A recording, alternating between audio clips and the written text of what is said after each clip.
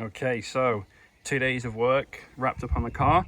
I say 2 days, 2 leisurely days. Could have comfortably been 1 day. And I'm gonna take a look at the back, have a look in the boot first of all, and we're gonna see my new water methanol injection system. So this does exactly what it sounds like. It injects water and methanol into the engine when it's running, more specifically into the intake. But yeah, it's injecting water and methanol into the engine. So we have a 10-litre tank, you can see just there. I'm currently yes, methanol is flammable, but I'm currently running a 50-50 mixture of methanol and distilled water actually. So when you dilute methanol down that far, it's not flammable. So this isn't actually flammable. I've tried this, I've taken a little cup of this into the sink and tried to ignite it. You need to get up to really strong concentrations of methanol. I think it's like 70 or 75% before it becomes flammable as a liquid. So, relatively safe, doesn't smell great, it's not good for you. I'm not planning on drinking it though, my car is. So the water methanol tank just there.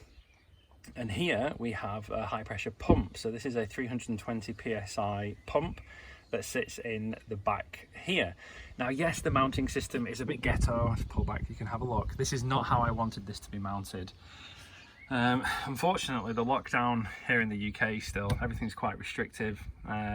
It's been slightly problematic. On the back of this seat, there's 2 kind of brackets here. You can see one on this seat actually. So there's a bracket just there. And when you have a child seat in the car, a strap comes over the back of the seat and anchors on that point. And this is obviously a 2-split, 1 rear bench, so 2 over here, 1 here. There's 1 bracket there, and there's 2 brackets on this one. In fact, you can just see, if I lean around, you can just see there where these cargo straps are anchored onto one, and obviously this cargo strap is anchored on another. I had some brackets that I was going to fabricate to kind of like hook into these 2 anchor points and mount this backboard, which is just some 12mm MDF that I painted up. Yeah, I was going to fab those brackets up to do that. It didn't quite work how I wanted. It wasn't hanging right or as securely as I wanted. Need to get some more stuff. The hardware shops are closed. It's just a bit of a pain. So yes, so now I've had to do a makeshift mounting with these 2 cargo straps. So this will be mounted in a much more aesthetically pleasing way. So obviously the meth tank on the left there, the pump on the right. And we got like the power and the control lines. This is a level sensor in the side of the tank, so I know when the tank's running low.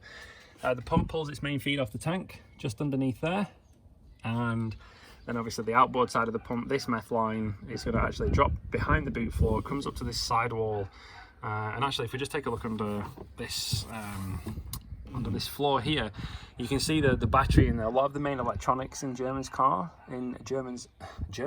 we'll try that again, is in the back. So we have lots of cables that run front to back, which means there's a really big trunking run down the left side of the car, and that's what I fed this meth line into. So pump spools up, sucks the meth mixture out of the tank and runs it down this line. So it comes up the left wall just there, and then let's take a look. It kind of pops out, I would say round about just here, just underneath the seatbelt mechanism. It runs down behind this bolster. So I had to rip out, like the seats, the bench, everything. Run it down behind this bolster into, I guess like the kick panel, the trim here. And it goes all the way along the side. I had to pull out the B-pillars as well. And it comes up to the passenger seat, still running behind here. And then it comes out behind this panel here on the left. Now there's another bunch of electronics units in there, so I just fed it up past them, and it actually comes into the bottom of the glove box. So if you take a look at the glove box, the power lines and the sensors all feed back to this, which is the controller. Now, yes, don't worry, that's not an error light. I know it's on. A solid red light means the system's just powered up and ready. When it's flashing, that means there's an error. The next light, the green one, will come on when the system is primed, and then it will flash when it's injecting. And then the blue one comes on when we're at peak injection, or it flashes blue when there's a low level in the tank. So they're kind of like multi-purpose indicator lights. We can control here the starting point of injection, so that's boost pressure where it starts, and then the boost pressure where we want to reach peak injection. So these are obviously fully configurable, whichever way we want to do that. And that is the little controller unit. Now we've got all the electronics that come in here. We're going to go take a look at some that ran up to the front, and this is also a boost pressure line because the controller is obviously, as I just said, running on boost pressure.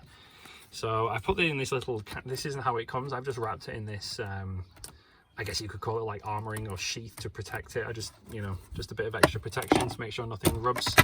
And if we take a look, it actually has these little holes in this panel, which means you can see all of my wonderful wiring.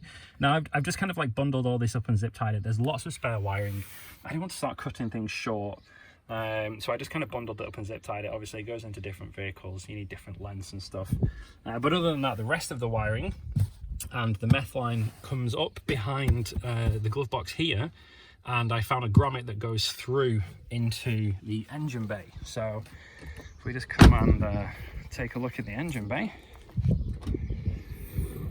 it comes through just behind here. So on the side we've got this kind of like trim panel, and then underneath here is another one of the main fuse boxes for the front of the car, and that grommet comes through the firewall, through the bulkhead, whatever you call it, wherever you may be, and into the main fuse box. So those wires there are mine for the various components that we've installed up here. So first of all, you can see the silver braided line just there into the red end cap. That's the meth line coming from the boot, so it runs all the way through the car to here into the solenoid. Now this is the solenoid. So the pump in the back will spin up and it will build pressure against the solenoid, and then the controller will pulse the solenoid on and off to inject the meth. This is actually a pressure sensor, so it goes through the pressure sensor, and then the meth line comes down here and then into the intake. So that's my Forged Motorsport boost pipe, and it actually came pre-drilled and tapped for meth injection, which was super handy. And it's then kind of got like it's like an atomizing nozzle on the end here, so it's spraying this super fine mist of water and methanol into the intake tract. So it does that, as I said, the progressive controller based on boost. You can see this orange line is my boost tap. So if we just have a look through there, just at the back, you can see this orange line. Where are we? Just there, where I'm tapping my finger. That is the ECU's map sensor, where the ECU of the car monitors the boost pressure. So we tapped into that, so we're monitoring the same point. And then this orange line obviously just runs back to my controller, so that it can manage the injection based on boost. At the minute it's coming on at about 10 psi and running until about 20 psi. So at 10 psi the controller will start injecting, and it will ramp up the injection pace until it hits 20 psi, which is the fastest, highest flow of injection it can do. And it does that by just pulsing this solenoid. So, you know, at 10 psi it will be doing little small kind of shots, and then as the boost builds it will be injecting faster and faster. So that's how it progressively injects the meth, rather than a single stage system which is just kind of on off. Wouldn't have the solenoid, and you just turn the pump on, the pump would pump it all the way to the front and just spray it in. So a little bit more fine-grained control with this. I preferred this approach. But yeah, that's kind of everything. We've got front to back little tour of the new meth injection system. You can see, I mean, it's fairly stealth. You know, the engine bay, if I peel back, I think the engine bay looks okay. I've seen a couple of people route these lines slightly differently. If you want to, you can kind of back this out and mount it so that this bar goes up. And I've seen some people kind of trim, just trim some little bits here, and you can kind of come up through this trunking.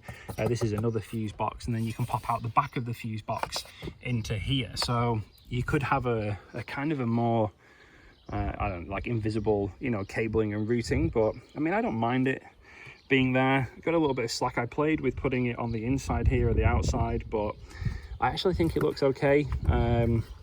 Just need to tidy that up a bit. It's moved around, but yeah, the braided line looks good. The orange obviously carries on with the orange theme of other stuff. I don't think it looks too bad. I'm not too bothered about hiding that away.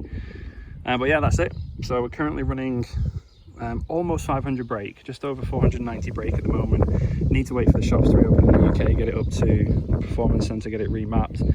Target for the current car as it stands will be 600 brake horse. Then we're going to have stage 2 high pressure fuel pump, can run an ethanol fuel mixture in the car, and then we'll be pushing higher and higher from there. So stay tuned for some more updates.